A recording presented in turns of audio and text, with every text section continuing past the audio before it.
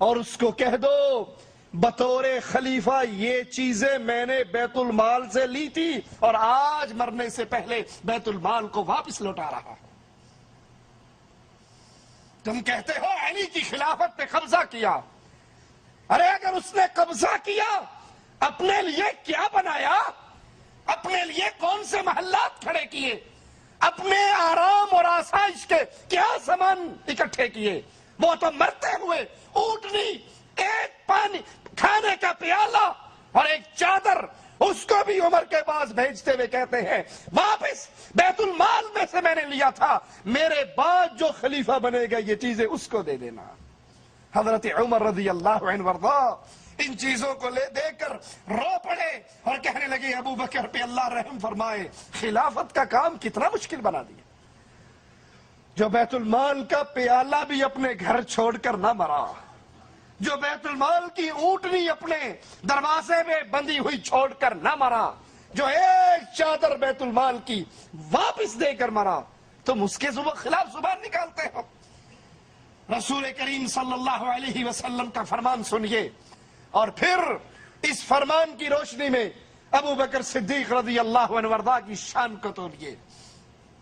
اللہ کے نبی علیہ الصلوۃ والسلام فرماتے ہیں تم میں امامت وہ کروائے، قوم کا امام وہ بنے جو سب سے زیادہ قرآن کا عالم ہو۔ امام کون بنے؟ جو قرآن کا زیادہ عالم ہو۔ اور پھر جب رسول کریم صلی اللہ علیہ وسلم بیمار ہوئے، امام بنانے کا وقت آیا تو آقا نے کس کو کہا تھا؟ عباس کو کہا، علی کو کہا، حسن کو کہا، حسین کو کہا، کس کو کہا؟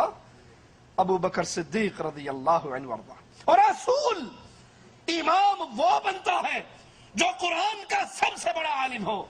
تو ثابت ہوا کہ تمام صحابہ، انصار اور مہاجرین، ان سب میں قرآن کا سب سے بڑا عالم ابو بکر صدیق رضی اللہ عنہ وارضا تھا۔ اسی لیے جب قرآن کی یہ سورت نازل ہوئی تھی اذا جاء نصر اللہ والفتح ورأيت الناس يدخلون في دين الله افواجا، ابو بکر صدیق اس سورت کو سنتے ہیں اور کہتے ہیں اے نبی میرے ماں باپ آپ پہ قربان ہو جائے۔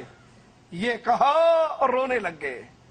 لوگوں نے کہا اس بوڑھے کو دیکھو، کتنی خوشی کی بات ہے کہ دین اسلام پورا ہو رہا ہے، مسلمانوں سے مدد کے وعدے پورے ہو رہے ہیں، لوگ لشکر در لشکر اسلام میں داخل ہو رہے ہیں اور یہ ابو بکر رو رہے ہیں۔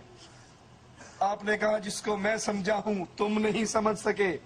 جب اسلام غالب ہو جاتا ہے، اسلام پورا ہو جاتا ہے، تو پھر اس نبی کی حاجت اس دنیا پہ باقی نہیں رہتی۔ جہاں اللہ کی نعمت پوری ہوئی ہے وہاں اس آیت میں یہ پیغام بھی ہے کہ اب جناب محمد کریم صلی اللہ علیہ وسلم ہم سے جدا ہونے والے ہیں۔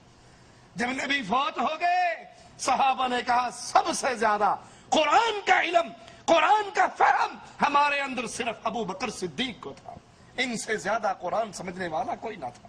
اسی لیے رسول کریم صلی اللہ علیہ وسلم نے ان کو تمام صحابہ کی موجودگی میں امام بنایا۔ حضرت عائشہ رضی اللہ تعالی عنہا ایک موقع پر اپنے بابا کو ان الفاظ میں یاد کرتی ہیں، واللہ میرے والد سے کوئی بلند سے بلند ان کو چھو بھی نہ سکتا تھا، وہ مضبوط قلعہ دراز سایہ تھے، انہوں نے تمہاری مدد کی جب تمہیں ضرورت پڑی، وہ آگے بڑھے جب تم سست ہوئے، فتنے پھیلے تب ابو بکر صدیق رضی اللہ عنہ وارضا اپنے گھر سے اسلحے سے لیس ہو کر ننگے قدموں نکلے اور کہا سنو اگر آج کوئی نہیں لڑے گا تو اکیلا ابو بکر اللہ کی توحید کے لیے آج جہاد کے لیے نکل چکا ہے۔ حضرت علی سوار ہو کے پیچھے گئے، خلیفۃ المسلمین واپس آ جائیے، اگر آپ کو کچھ ہو گیا پھر خلافت کا نظام دوبارہ قائم نہ ہو سکے گا۔ تمہاری مان لے کہ اہل بیت کی دشمنی تھی ابو بکر سے، تو جب ابو بکر جہاد کے لیے نکل رہے تھے حضرت علی کو تو کہنا چاہیے نا چھیتی جاوے جان چھوٹے، میرا راستہ صاف ہوئے، وہ پیچھے کیوں گئے تھے؟ انہوں نے منتیں کیوں کی تھی؟ وہ واپس لے کر کیوں آئے تھے؟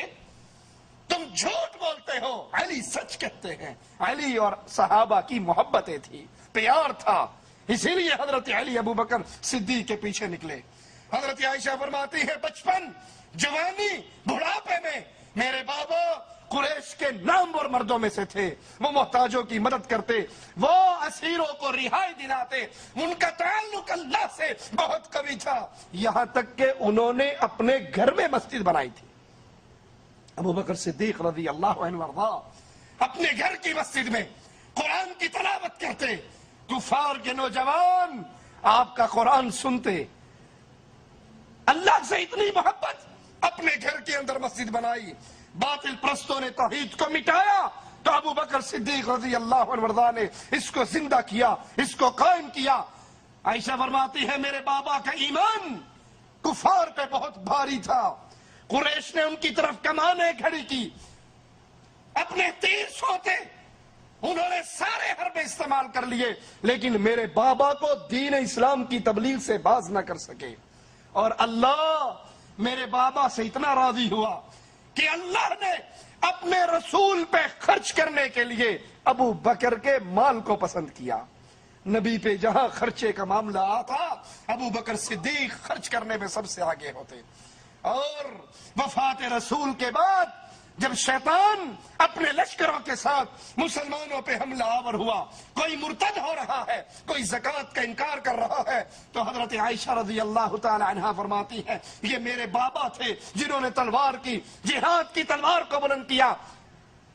عمر جیسی ہستی کو بھی جواب میں کہا اگر یہ وہ ایک رسی جس سے اونٹ کو باندھا جاتا ہے نبی کو دیا کرتے تھے، زکوٰۃ میں مجھے نہیں دیں گے، اس ایک رسی کے لینے کے لیے بھی میں ان سے جہاد کروں گا۔